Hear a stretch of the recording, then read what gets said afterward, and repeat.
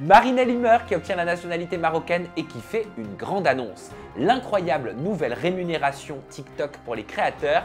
La youtubeuse Sandrea fête ses 1 an sans fast fashion, oui.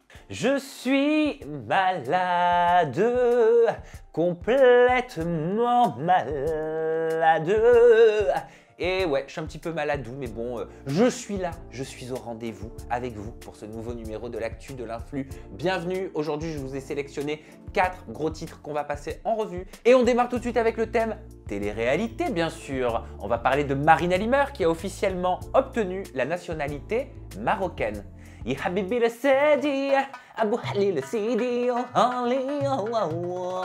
quelques mois maintenant que Marine montre son intérêt pour l'islam, elle avait d'ailleurs fait le ramadan cette année. Aujourd'hui, elle s'est complètement convertie à l'islam. Et c'est le 30 septembre dernier que Marine a annoncé sur son compte Instagram « Enfin, Alhamdoulilah, la patience et la persévérance finissent toujours par porter leurs fruits.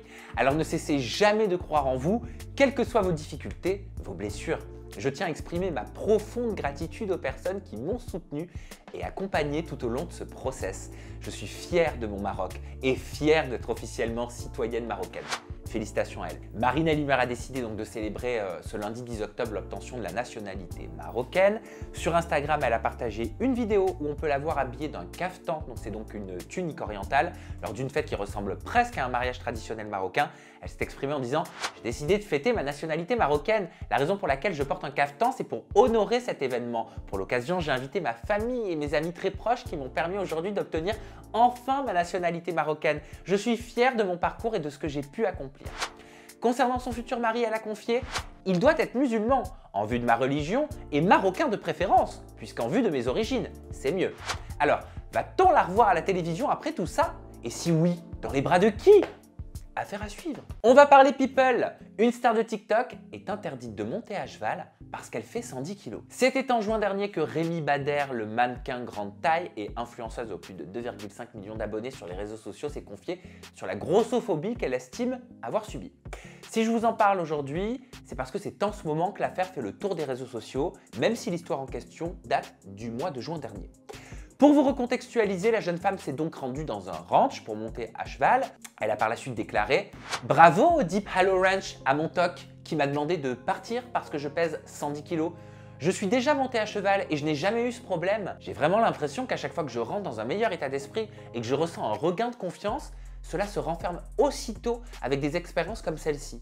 C'est triste que les mots des autres puissent faire ça et j'aimerais que ça ne m'affecte pas, mais c'est devenu normal pour moi de devoir accepter le body shaming et de le subir quotidiennement et ça devient vraiment épuisant et je ne comprendrai jamais pourquoi ma taille peut déranger quelqu'un à ce point. » Elle a par la suite confié qu'un des employés de ce ranch lui aurait dit « Quand tu ne seras plus une grosse sale, tu pourras faire du cheval à Deep Hallow Ranch. » Concernant le ranch, les propriétaires, eux, se sont exprimés en disant, je cite, « Il a été porté à notre attention qu'une vidéo TikTok a été publiée concernant le ranch et qu'un employé a posté une réponse qui ne représente en aucun cas ni ne s'aligne sur les opinions que les propriétaires du ranch défendent.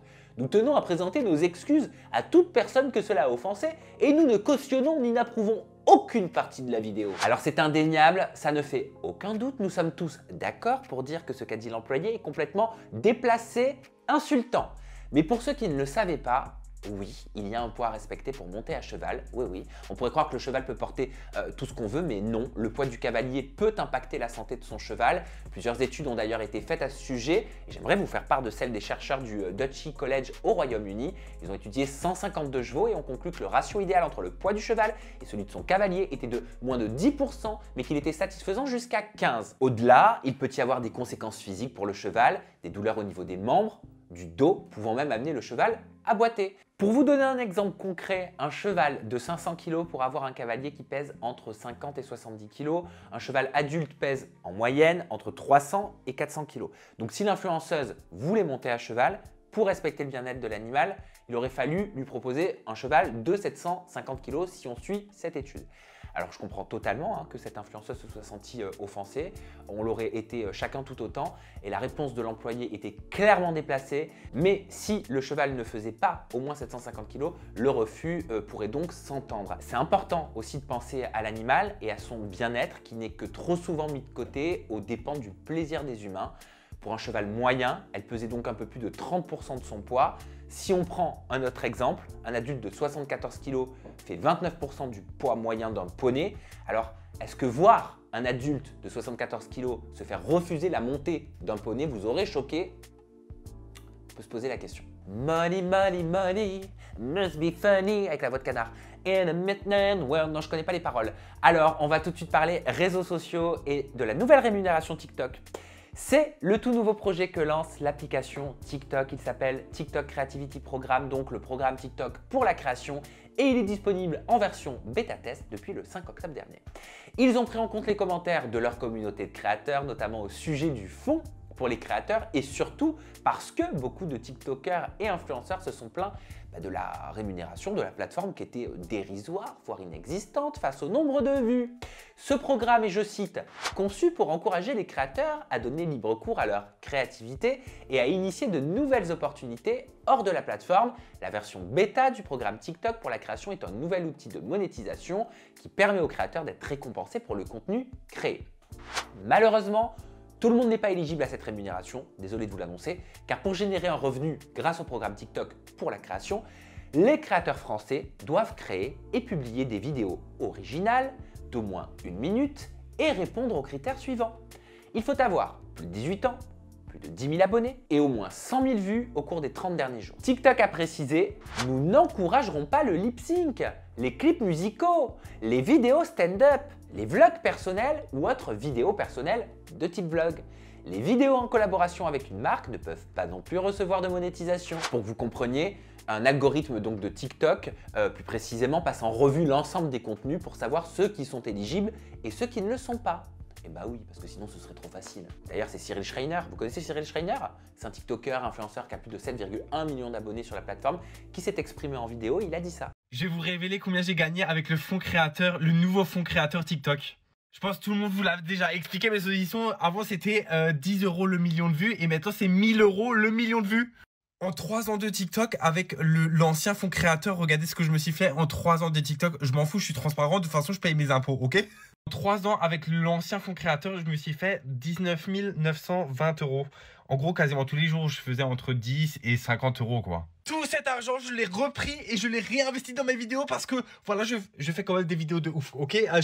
J'achète vraiment beaucoup de trucs. Ça veut dire, si on aurait calculé ces 19 900 € sur le nouveau fonds créateur, j'aurais eu 1 900 000 €. Si ça aurait été payé comme maintenant, en gros. Et là, ça fait 4 jours maintenant que j'ai testé le nouveau fonds créateur TikTok.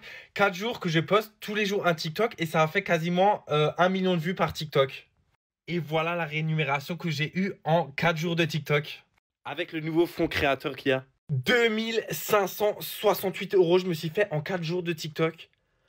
En 4 jours de... Oh, je sais que c'est indécent, c'est énorme, je le sais très bien parce que même moi j'ai travaillé en alternance où je gagnais 600 € par mois alors que je me levais à 5 h du matin pour vendre des vis. Mais alors, qui est réellement éligible au fonds pour les créateurs? Eh bien, il suffit d'être basé aux États-Unis, au Royaume-Uni, en France, en Allemagne, en Espagne ou en Italie. Il faut publier régulièrement du contenu original, respecter bien sûr, ça c'est évident, les règles de la communauté TikTok qui, elles, pour le coup, ne sont pas tout le temps évidentes. Comme vous pouvez le voir, la Belgique, la Suisse, le Luxembourg ne font encore pas partie des pays concernés. D'ailleurs, c'est Layana, une TikTokeuse et influenceuse auprès de 2 millions d'abonnés, qui a fait une vidéo pour s'exprimer sur le sujet. Du coup, je vais juste répondre à ça une fois, comme ça c'est fait. Alors au cas où j'ai pas les fonds créateurs, donc je me fais 0 avec les vidéos de moins ou plus d'1 minute. Tous 0 depuis le début. Vous arrêtez pas de me taguer dans une vidéo qui parle de ça en me disant là tu vas être riche, Layana, tu vas être riche, tu vas devenir riche. Oui, je sais, je pète le seum, merci. Ou alors aussi à chaque fois je fais une vidéo de plus d'1 minute, vous commentez ah les 1 minute on les a vues. Bah non du coup. Déjà, je sais pas si on peut l'avoir quand on est mineur parce que vous savez que je suis mineure, donc je sais pas si j'aurais pu l'avoir. Mais dans tous les cas, j'habite en Suisse et en Suisse on l'a pas, donc c'est pour ça que j'ai pas. Voilà, comme ça vous savez que mes TikTok c'est du bénévolat et que je me fais 0 francs, 0 euros, rien nada. Donc vraiment, je pète le seum, vraiment c'est le terme, je pète le seum. Mes amis belges, suisses, luxembourgeois, ouvrez grand vos oreilles. J'ai entendu dire que si vous faisiez plus de contenu en France, vous pourriez peut-être être éligible au fonds créateur. Et d'après la communauté TikTok, d'autres pays vont s'ajouter avec le temps et on l'espère fortement. On va parler mode maintenant et notamment de la youtubeuse Sandrea qui fête ses 1 an sans fast fashion. Alors Sandrea, si vous ne la connaissez pas, c'est une influenceuse qui rassemble près de 2,5 millions d'abonnés sur YouTube et sur Instagram. Sur sa chaîne, ça papote, ça blablate, on parle mode, on parle beauté, lifestyle, mais plus récemment, c'est un vrai sujet de société que l'influenceuse a décidé de mettre en lumière, la fast fashion. Mais alors la fast fashion, qu'est-ce que en français, ça veut dire mode rapide. Ça fait référence aux marques qui produisent des vêtements donc très vite, régulièrement et pas cher. Pour ces marques, c'est tout bénef. Ça leur permet de produire et de vendre à bas prix pour faire dépenser plus et encore plus souvent. C'est le cas de Zara, de Shein ou encore de Boohoo que vous connaissez tous. La fast fashion inciterait donc les consommateurs à renouveler en permanence leur garde-robe et à jeter des vêtements à peine portés, voire pas portés parfois. Et pour Sandrea, la fast fashion, c'était un moyen de gérer ses émotions négatives. Elle confie d'ailleurs dans une interview à Madame Figaro « La fast fashion comblait mon envie de posséder. Venant d'une famille modeste, je n'ai pas eu accès à tout. Enfant, j'ai longtemps récupéré les affaires de ma grande sœur. Puis j'ai grandi, j'ai gagné mon propre salaire et j'ai enfin pu assouvir le manque qu'éprouvait la Sandrea de 13 ans. Je me sentais si vide et triste que passer une commande de 20 articles me procurait un petit moment de bonheur. Puis je déballais la commande. Là encore, j'éprouvais du plaisir. Puis je reposais toutes les pièces dans le carton sans jamais les porter, ni couper les étiquettes. Alors après des années d'addiction à la fast fashion, Sandrea a décidé de dire stop à cette pratique. Et ça fait 1 an qu'elle a dit stop. Et elle a expliqué pourquoi.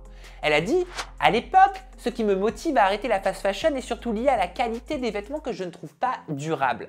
Et puis c'est la crise sanitaire. Là, tout change. Je vois des actus qui annoncent que la nature reprend ses droits, que des dauphins sont par exemple revenus dans une zone pour la première fois depuis des années. Tout cela participe à un électrochoc qui m'aide à réfléchir à mon propre impact sur la planète. » Si elle a décidé de parler ouvertement de cette addiction, c'est aussi pour sensibiliser sa communauté à cet enjeu écologique. Elle a raison. Et oui, l'industrie de la mode serait un des marchés les plus polluants au monde à cause de la surconsommation. Selon PixPay, les adolescents français émettraient 33 kg de CO2 par mois avec tous leurs achats. En tout cas, personnellement, je tire mon chapeau à Sandrea qui, en partageant ses expériences et ses erreurs, réussit à utiliser son influence à bon escient. Et voilà, c'est déjà la fin et en plus c'est le week-end. Donc je vous souhaite à tous un excellent week-end. Passez du bon temps avec les gens que vous aimez. Si vous souhaitez approfondir les informations dont je vous ai parlé, vous pouvez le faire dans la description. Juste en bas, il y a les liens des articles correspondants. Il ne me reste plus qu'à vous dire que je vous aime, que je vous embrasse fort et à la semaine prochaine.